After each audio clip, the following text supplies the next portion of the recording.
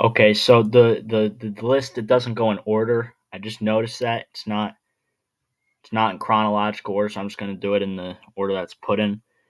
So actually no, I want to start with this one. Okay, so the Money Store is like the one that everybody knows.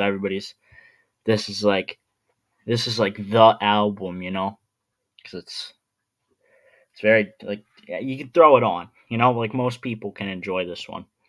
Um, yeah, it's just fantastic in just about every way, especially the production. The production's something else.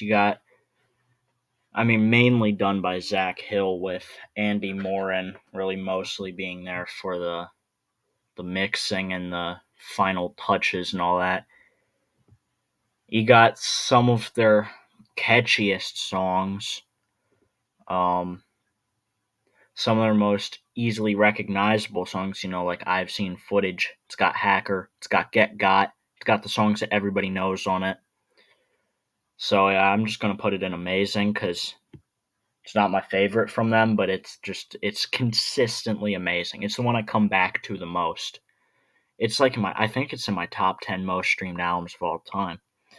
And then there's Jenny Death, which is the second half of the Powers That Be. That's also going to go in the same amazing tier. This was a really strange diversion for them because while a lot of their other work is all like rap, mostly all rap before this, they kind of diverted into more of a noise rock, almost punk sound here, like a punk rap combination. I'm a big fan of that. I think it sounds spectacular, and for a while this was my favorite from them. For a while this was my favorite album of all time. It's not now, but it's great. And then there's Steroids, which is like 20 minutes long. And I want to be honest, it's good. I think it's overrated. I don't think it's nearly as good as some people make it out to be. It's enjoyable. Like I can sit through it. I still think it's like a 7 out of 10. Like I like the EP, but it's not like doesn't compare at all to anything else they made later or before, just in general.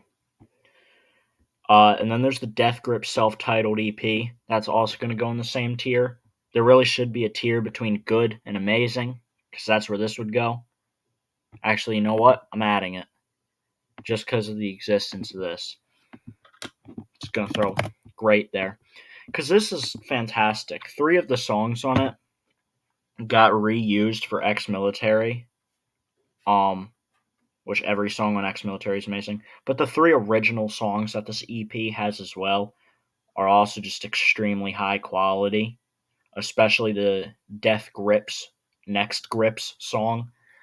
Some of the wildest production. And then there's Government Plates, which is also going to go in this great tier.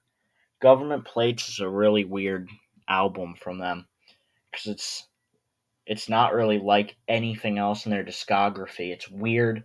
It's very electronic focused. The lyrics are very simple, very repetitive a lot of the time. The songs in general are just very repetitive, and that kind of stops me from putting it any higher, but they are all pretty great. There's not a single miss on here, I wouldn't say. Even like Bootleg, which is considered like the worst song most of the time. Most of the time, if you're like, oh, what's the worst Government Played song? They're going to say Bootleg. I like that one. There's like some weird, harsh, shrill synth bit in the middle of it.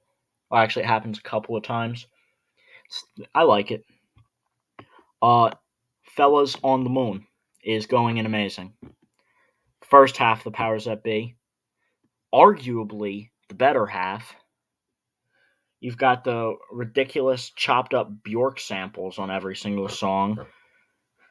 Some of their weirdest lyrics ever, and that's really saying something given the fact that it's, a Death Grips album.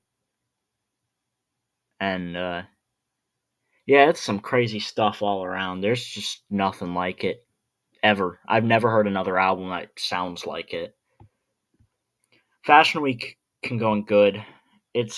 I really like the instrumentals, but it's instrumentals. It would probably be amazing if it had some lyrics. But all the instrumentals stand alone pretty well. I'd even put it in great. No, I'll keep it in good. I don't think it's as good as these two. Interview is one of the only ones I'm kind of neutral to. Interview is more instrumentals, but this time they're a lot less interesting. I don't really care for Interview that much. I don't think it's bad. Like, I'll sit there and listen to it, but it's not just going to get thrown on. Sometimes I'm in the mood for the money store. Sometimes I'm even in the mood for steroids or Fashion Week. I'm never in the mood for Interview 2016. I'm never just like, you know what I could go for? Interview 2016. It's good. It's not good.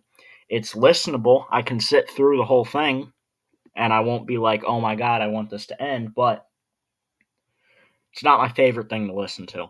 No Love Deep Web used to be my least favorite, and now it's going in amazing. No Love Deep Web is ridiculous. It's an absolutely absurd album. I like it. That's why I like it. But for a while, I was like, oh my god, the production is just bass and drums. There's nothing else to it most of the time, except for the occasional synth sounds. I mean, it is as minimalistic as their music can get. Maybe with the exception of a couple tracks off of the first half of The Powers That Be. But No Love Deep Web is honestly it. If you were to ask me a year ago, it'd probably go in good, maybe even eh. But now it's going in amazing. I'm a huge fan. This one's grown on me a lot. Bottomless Pit's going in great, and I know Bottomless Pit is like a fan favorite. Bottomless Pit is like regarded as the better version of the Money Store, or like the updated version. And I like it. I like Bottomless Pit a lot. I'm not saying it's bad.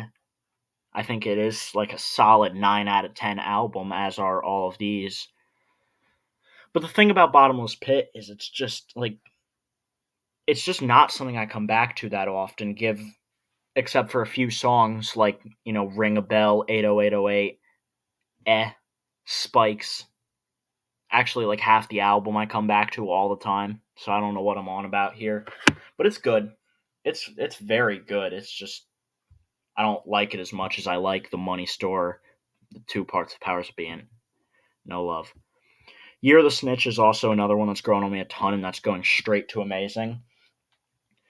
It is probably their weirdest album, in my opinion.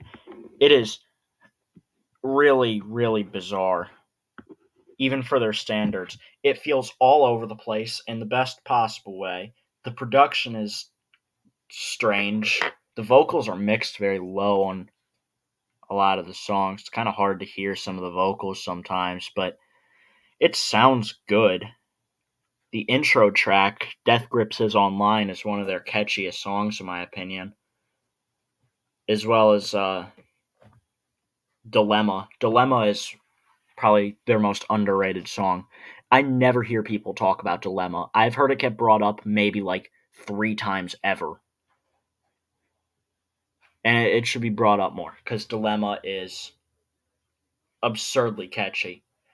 Um, so yeah, finally, best for last, Ex-Military goes in the masterpiece tier. Huge fan of Ex-Military. Probably my favorite rap album ever made.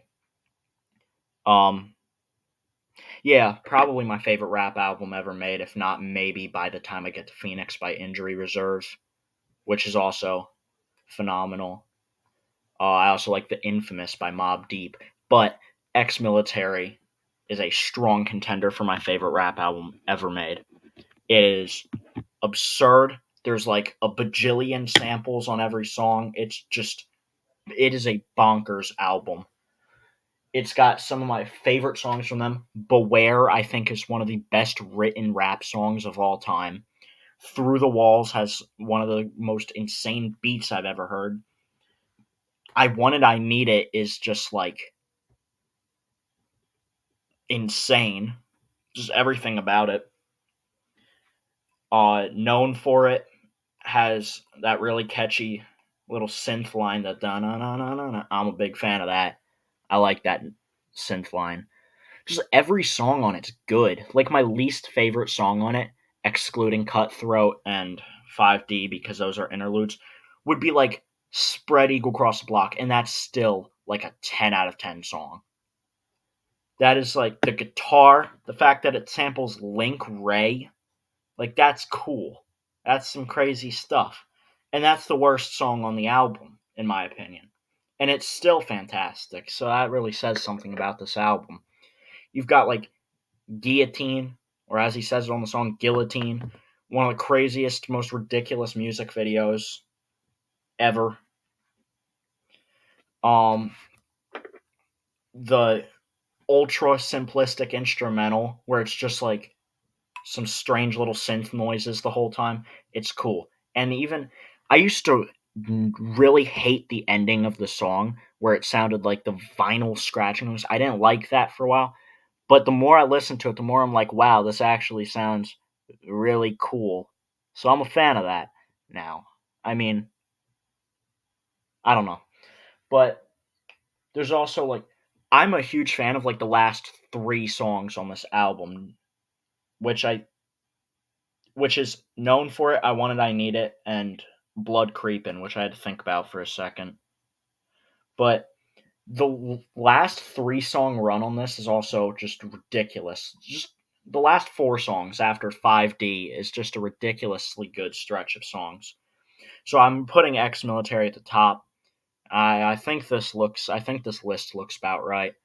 Yeah, pretty good. Pretty good.